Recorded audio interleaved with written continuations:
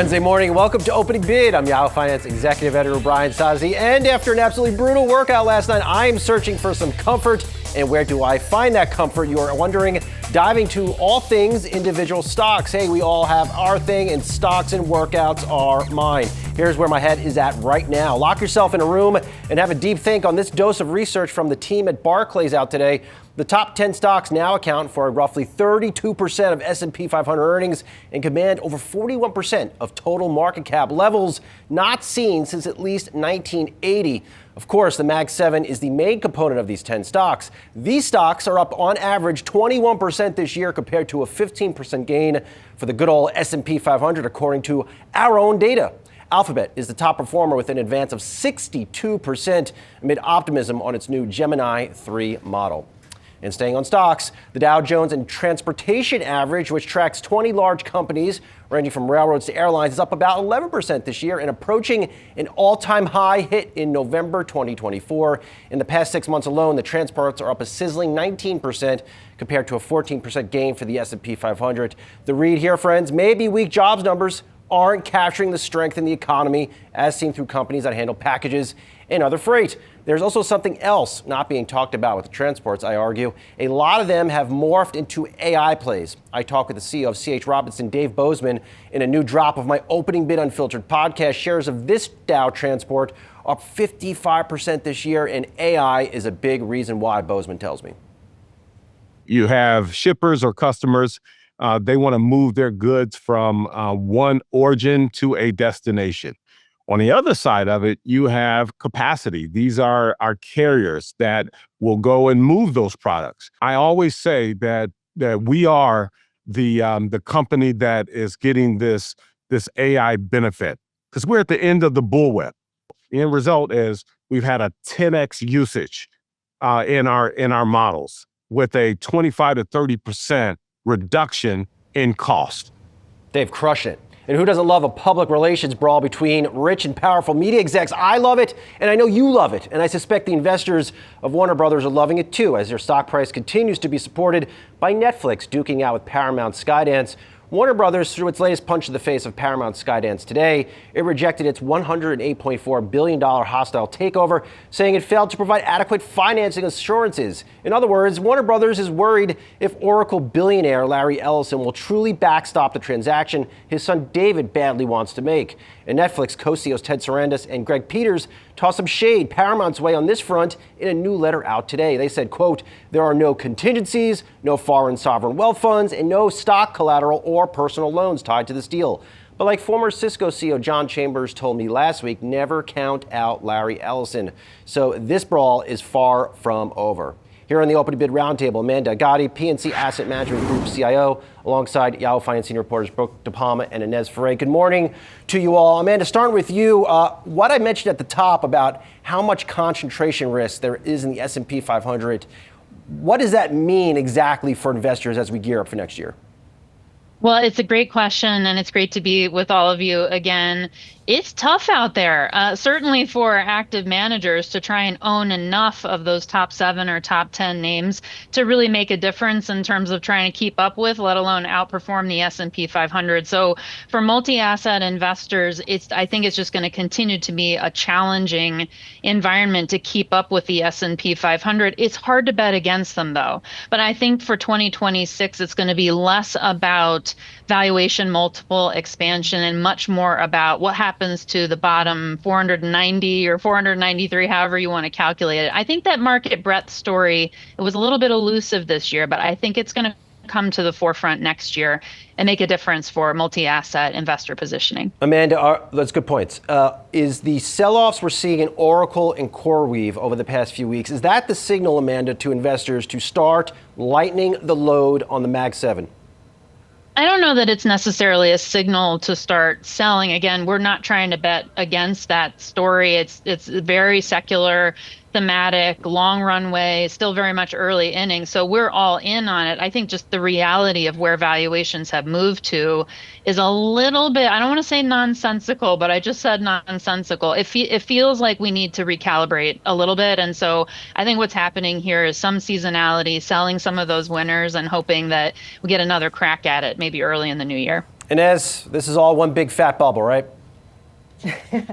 Look, Sozzi, like Amanda was saying, I mean, yeah, there is this concentration. And also Goldman Sachs just recently put out a note as well, talking about that concentration for earnings growth for next year and concentrated in the largest S&P 500, the largest 7 stocks of the S&P 500. However, like what Amanda was just saying, there is this expectation that for the other 493, that you will see a bit of an acceleration of earnings growth for those companies as well. So there may be a little tiny bit of broadening out when it comes to that. But a lot of this, of course, is the AI theme that we've been talking about. And this is what Wall Street has been bullish on, is this AI theme that AI-driven productivity will also be supporting earnings. Important point here, Brooke, is that within these 10 stocks that have essentially taken over the S&P 500 and taken over the minds of investors, these companies have earnings. The earnings are good, and they're still accelerating. So I guess to Amanda's point, it's going to be hard to bet against these names next year. Brian, but I think what the key point here that investors have really weighed in on is the future outlook of these companies, the guidance that they're putting out. And I think that's why we're seeing investors fall disappointed based upon what these companies say will be the end results, or what exactly the end result could potentially be for revenue when it comes to all the AI investments that they're currently making, the spending that they're currently doing. And that's why sometimes we're not seeing the same return that we see from other stocks, other investments, because of the fact that these guidance, these outlook that these companies put out just doesn't meet the very high bar that these investors have set for these sort of companies. And also, we are seeing a bit of a different fold over the past 3 months. We've seen Tesla, Apple, and Alphabet outperform the broader Mag 7, and that's largely because of the fact that investors seem to be liking the way in which these companies are now pursuing AI. And so we're seeing this bit of a difference in what we're seeing in these latter parts of the month and maybe earlier this year, when we really saw Nvidia, Amazon, Microsoft, as well as Meta really lead the way within this AI tech rally, especially over the summer months. Amanda, what stocks? I'm glad you mentioned the other 490 stocks. We forget about those days. But what stocks investors have not thought a lot about, maybe they're doing so recently, and good for them to actually, doing their research on these stocks. It's the Dow Transports, like I just mentioned. Those 20 stocks have ripped higher, and I would argue the move there is less so about the economy. It's just these companies have reinvented themselves. They're AI plays. They've laid off a lot of people, so the profits for these businesses are good. Are these good names to look into here? Well, I think it's a really interesting play for sure. I'll just say, as a general rule of thumb, any company management team that says AI on an earnings call or a conference call of any sort gets a couple of multiple points of valuation, multiple expansion, whether there's real earnings in the near term or not. So I think maybe take a little bit of it with a grain of salt here. But I do think there's tremendous opportunity, of course, in the transport space, autonomous freight and logistics in particular. I think, the automakers are obviously there in a big way, but I think that next iteration of what does it mean for supply chains, logistics, predictive maintenance, fuel efficiency, smart infrastructure. I mean, the list could go on in terms of potential upside, margin expansion, and efficiencies to come from this. So I think it's very, very early innings. I think there's a lot of opportunity there, but I don't know that the earnings accurately reflect that upside yet. So maybe that creates an attractive entry point. Amanda, hang with me here.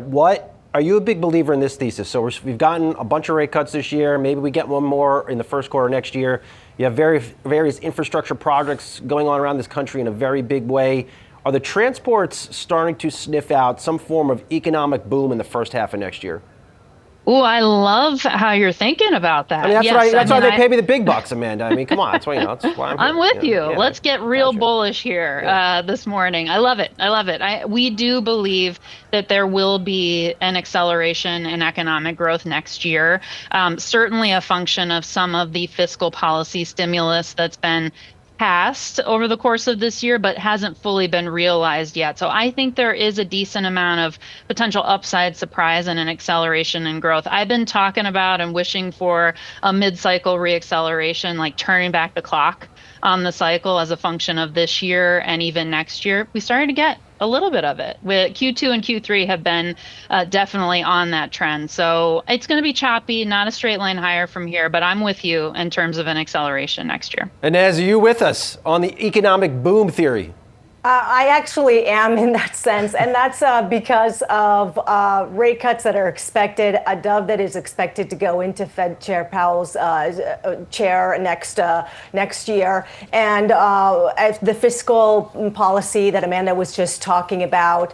I mean, if you just take a look at some of the Dow transport stocks that you were just talking about, I mean, you've got some of the airlines that are up. You've got also Uber that is up 30% year to date. And then I will also add something else, and that is energy costs. Those have been coming down, and that is like a tax benefit to a lot of these companies, and that's expected to continue going into next year.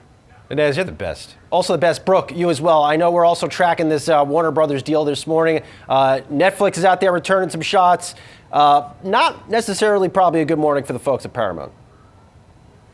Not necessarily a good morning indeed. I mean, what exactly Netflix said within that letter was that there are no contingencies, no foreign sovereign wealth funds, and no stock collateral personal loans within their deal that they're offering here. And Warner Brothers essentially, or Warner Brothers shareholders essentially saying here that the Netflix deal on the table stands as better. What I also thought was interesting was within this letter that Warner Brothers put out this morning is that they said that they had 4 in-person meetings and meals between David Zaslav and David and/or Larry Ellison and provided multiple opportunities for Paramount Skydance to offer a proposal that was superior to other bidders. And they said that Paramount Skydance never did. And so it seems pretty concrete here that what Warner Brothers is saying is that Netflix, this offer that they have made is just far superior to any other. We know that, when they made that initially on December 5th, it was the initial public offer, and then December 8th is when Paramount Skydance came after. And this has been quite the saga. But as you noted earlier, it doesn't seem like it's over just yet. We're definitely waiting to hear more if the Ellison family will end up backstopping this deal and if another bid will come to the table as well. No, Larry Ellison essentially has a bottomless wallet, so I can't imagine. And he's just a really competitive guy. You know, yesterday I was taping a podcast with Sale GP, that co-founder there. Larry Ellison's a co-founder there. I mean, they've poured in massive amounts of money into an operation like that. Amanda, but essentially what this, I think this battle brings to light is that Netflix shares, at least in the near term, might just have to be pushed off to the side. They're going through this battle. You have costs, they could get distracted, but even once they buy a business like this, it's going to be a really different Netflix. Well, first, can I just say what a luxury to have multiple suitors.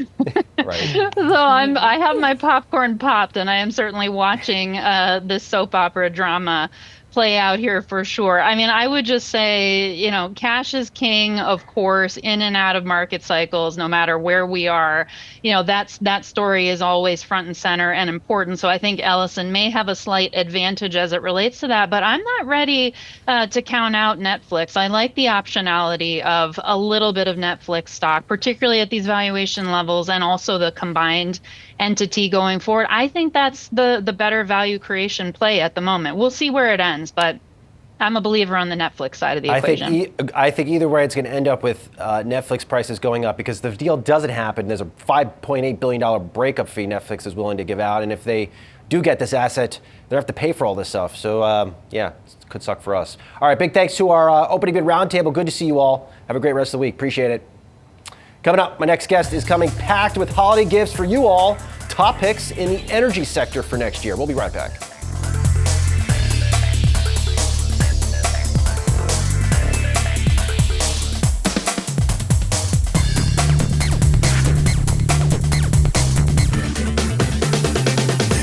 Shares of HUD 8 soaring this morning after signing a $7 billion deal to build a 245 megawatt data center as part of a larger deal with Anthropic. As hyperscalers back deals like these to power their AI ambitions, here's what the CFO of oil giant Phillips 66, Kevin Mitchell, told me about what he's seeing in the energy world. The major impact of the data center growth on energy is on power, so electricity consumption and demand, which we're not directly in that business. We're also a large consumer of fuel and power, but it does translate into the natural gas business because a lot of that power demand growth will be gas generation. Yeah, well, that makes sense to me. Jed Dorsheimer, William Blair Group's head of the energy and power technology sector, is here to talk about the energy sources that are ready to power this build out. Jed, good to see you as always. Big fan of your work. Love the research you were doing, looking at some picks going into next year in the energy space. How should people be selecting stocks based on this massive data center build out we're seeing in this country?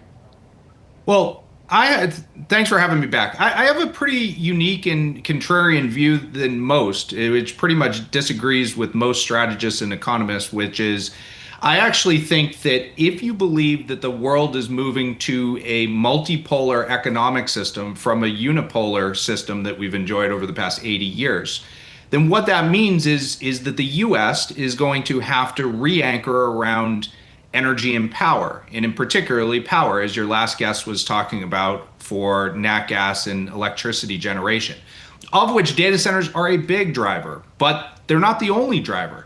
So as you think about the US, where we've offshored a lot of production, and the attempt to bring back semiconductor fabs like TSMC in Arizona, or steel mills, or shipyards, the things that President Trump has been talking about in terms of foreign reinvestment in the US, all of that is going to require firm baseload.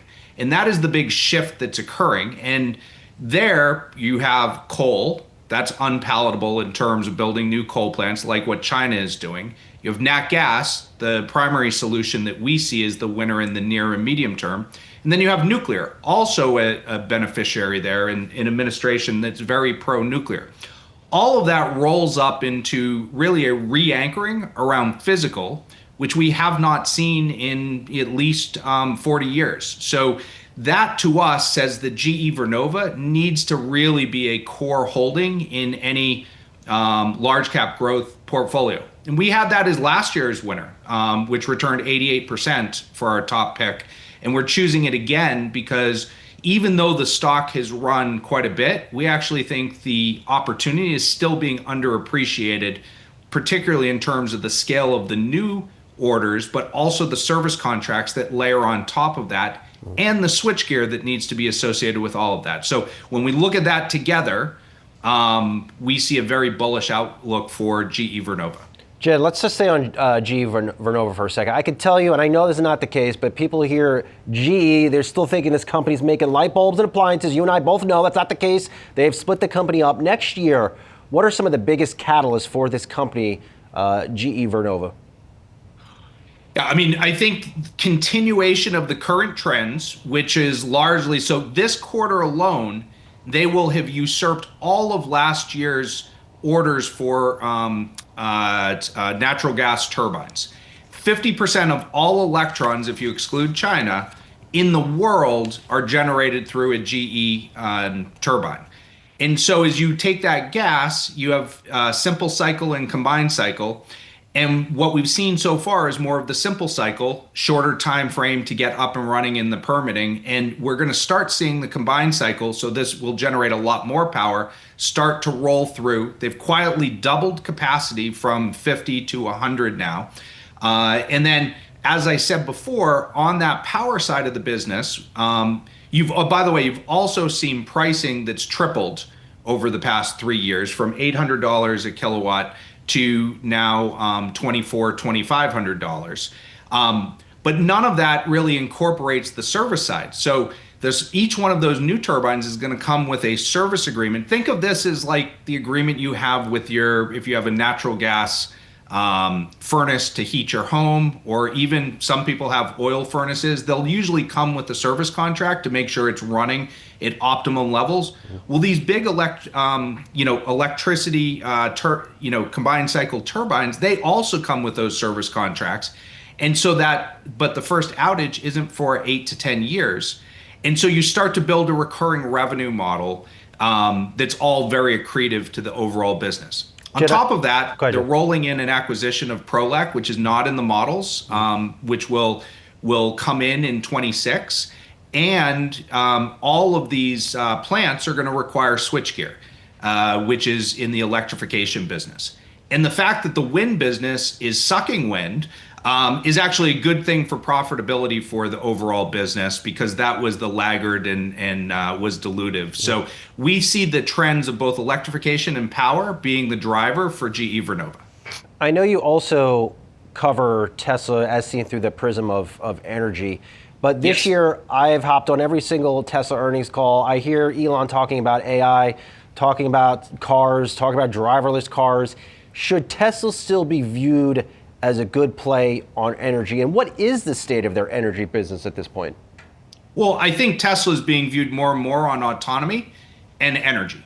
And I think with Elon's pay package, the expectations have shifted to, what are they going to grow organically? And what will they need to fold in inorganically? And I think that's what's driving some of the expectations, as well as is part of that automation, both with automated vehicles and going to driverless down in Austin now, also moving to Optimus in terms of the robot and what that might mean. What is happening there is there's really a de-emphasis on the auto business, which we value in a sum of the parts analysis that we've published. It really only about $30 to $40 per share in that business. So what you've seen is a pivot where Tesla was looked upon as an EV company, and through the transition, you've really seen energy grow, also equal or probably a little bit worth more than just the auto business. And then really autonomy makes up, over 70% of that value today. All right, we'll have to have you back to talk about some more of these picks. Jed, thank you so much as always. Appreciate it. Thanks for having me. Straight ahead, Julie Hyman grabs the baton for Market Catalyst. We'll be right back.